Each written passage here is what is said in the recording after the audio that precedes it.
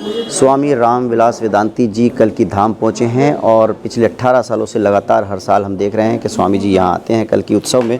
Sir, आज प्रधानमंत्री जी जो हैं कल की धाम का शिलान्यास करने आ रहे हैं, आप उसमें भाग लेंगे, क्या कहना चाहेंगे इस अवसर पर?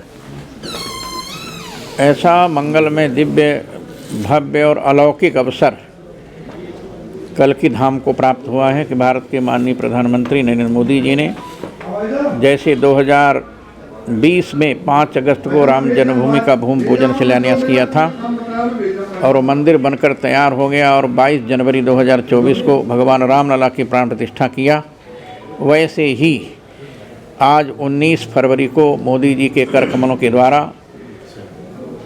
कल की धाम का भूमि पूजन और शिलान्यास होगा। और आगे आने वाले दिनों में मुझे पूर्ण विश्वास है कि उनके कर कमलों के द्वारा भूमि पूजन शिलान्यास होने के बाद जब अयोध्या में भगवान रामलला के मंदिर के निर्माण की प्रक्रिया पूरी हो जाती है तो कल की धाम में भूमि पूजन शिलान्यास होने के बाद बहुत जल्दी इस धाम का निर्माण होगा और इसके बाद मोदी जी के ही कर कमलों के द्वारा कल की भगवान की प्राण प्रतिष्ठा भी होगी। ऐसा अवसर हम सब लोगों को प्राप्त हुआ है। मैं आचार्य प्रमोद कृष्णम को बहुत बहुत बधाई धन्यवाद देता हूं कि 22 जनवरी को अयोध्या पहुंचे थे। मैंने उनको सलाह दिया था कि आप ये निमंत्रण जो मुझको देने के लिए आए हैं, रामलला की प्राण प्रतिष्ठा में आए हैं, ये मोदी जी को दिल्ली में जा कर के दे दीजिए और निश्चित ही आपकी इस आमंत्रण को स्वीकार करेंगे। मोदी जी को निमंत्रण देने के बाद कांग्रेस ने आचार्य जी को पार्टी से निकाल दिया, क्या? देखिए, मैं बताऊं, कांग्रेस ने तो सनातन का बहिष्कार किया है, हिंदुत्व का बहिष्कार किया है और राष्ट्रीयता का बहिष्कार किया है। राष्ट्रीयता का बहिष्कार करने के बाद, सनातन का बहिष्कार करने के बाद कांग्रेस में कुछ बचा ही नहीं। अब कांग्रेस को पूज्य करपात्री जी महाराज हरिहरानंद सरस्वती जी ने श्राप दिया था जब गोरक्षा करने के लिए दिल्ली में देश के सभी महात्माओं की बहुत बड़ी मीटिंग थी, बहुत बड़ी सभा थी। उसी समय करपात्री जी को गोली लगी थी और उन्होंने श्राप दिया था कि एक न एक दिन कांग्रेस समाप्त होगा। 2014 में जब मोदी जी आए थे तब उन्होंने घोषणा किया था सबका साथ, सबका विकास, सबका विश्वास और सबका प्रयास। तो आपको यकीन है कि कांग्रेस जो है समाप्त हो जाएगी क्योंकि इसको संतों का श्राप है? कि कांग्रेस मुक्त भारत बनाऊंगा जी, और 2024 तक आते आते कांग्रेस मुक्त भारत बन गया। कांग्रेस में कोई बचेगा नहीं। संतों का श्राप है?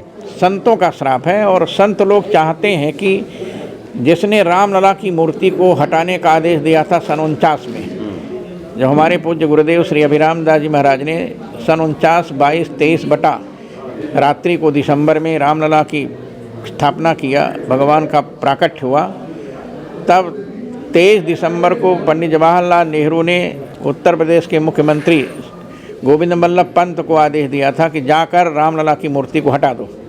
और गोविंद बल्लभ पंत रामलला की मूर्ति को हटाने के लिए अयोध्या पहुंच गए, लेकिन सिटी मजिस्ट्रेट ठाकुर गुरदत्त सिंह जी ने कहा कि नहीं, आपको अयोध्या प्रवेश नहीं करने दिया जाएगा, इसलिए कि दंगा हो सकता है। और इसके बाद अयोध्या से वापस चले गए, राम जन्मभूमि तक पहुंच नहीं पाए।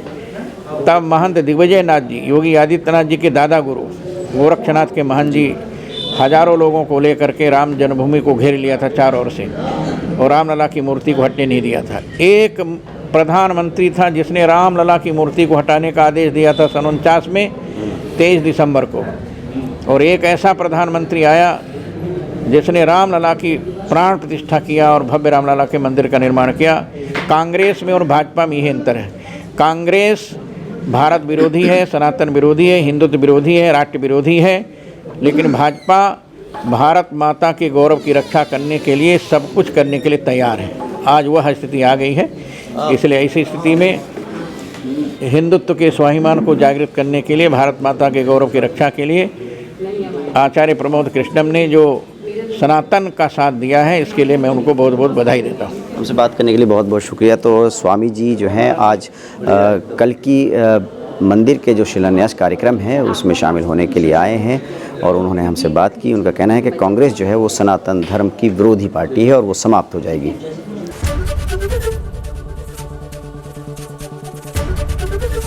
एबीपी गंगा, खबर आपकी, जुबान आपकी।